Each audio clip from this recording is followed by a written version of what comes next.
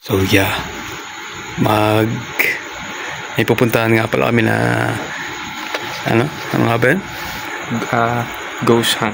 May sisilipin na kami kasi may narinig kami dito na natunog na rocking chair sa di ko lang kung sa bakanting lote na walang tao. Kaya ngayon i-check namin. To. Gamit namin ng flashlight. 2 flashlight yung hawak namin ngayon. So, yun na. Try namin to.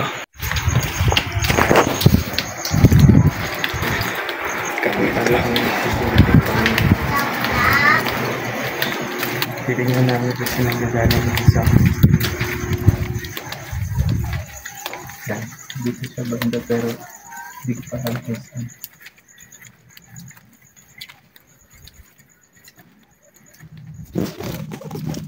Takot tayo.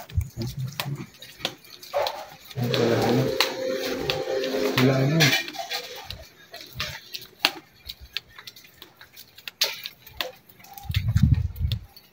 Masahangin. Wala na pala. Okay. Kanina may narinig ako. Wala.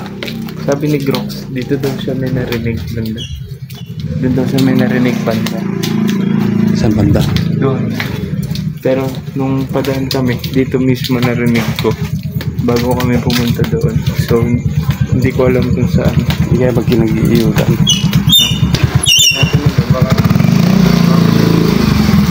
Pero try namin after 2 minutes balikan natin.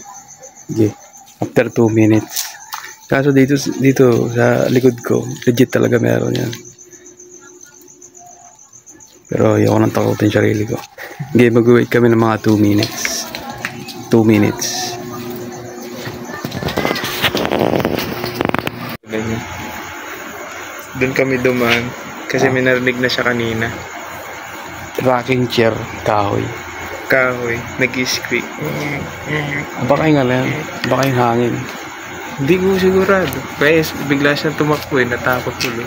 Kaya gusto ko nga puntahan sana. Pupunta ko na sana kanina kung hindi ka nag-chat. Mga, anong oras natin pupuntahan ulit? 2 minutes. 2 minutes after. Anong oras na? Time check. 12:17. Ay, hindi kita. Action natin.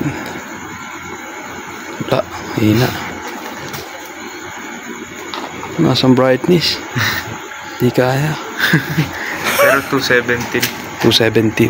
So after 2 minutes, try namin balik na. Okay, balikan namin na to after 2 minutes. Wala kasing timer dito eh. Game. 12:19 na, so babalikan na namin. Tignan ko na rin. Pag wala, ibig sabihin, natulog na siguro.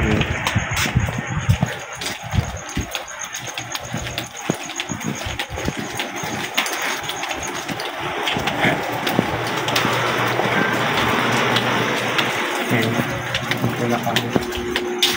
Check namin yung dahan-dahan.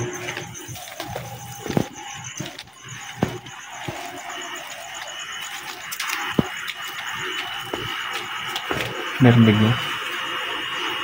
Narinig mo?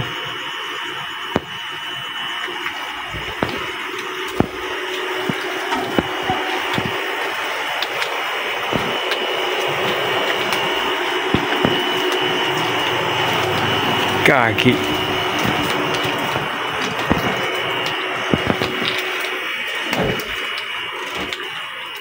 Ito yung flashlight.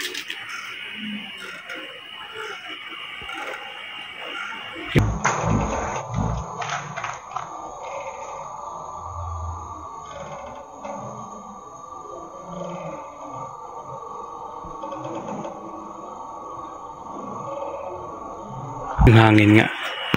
Hangin siguro. Hindi, sa taas. So yun, epic fail pala kami, no? Bali, meron pala nagduduyan sa taas. 3rd floor. Buti na nag-check namin. Kasi nandito palang rinig ko na eh. Dito pala. So, akala namin dito. So, natutuloy na ba natin doon? Okay na. Joke lang. Okay na. So, yun. Mystery solved. May tawag yan, may dumuduyan dun sa 3rd floor ng isang building. Yun lang, kaya siya nag-iingay. Kaya medyo maingay siya sa malaking area. Damay niya yung ibang bahay. Hindi naman siya nakakatakot. Pero nakakilabot din kapag dun talaga nagsimula sa isang bahay kanina. Meron isang bahay kasi kanina na walang tao talaga. Matagal nang wala. Kung may-ari yun ng isang foreigner. Yun, meron talaga dun. Pero safe naman. Yun lang. Dito na magtatapos ang video. Paalam. Paalam. Wala nakakatakot pala.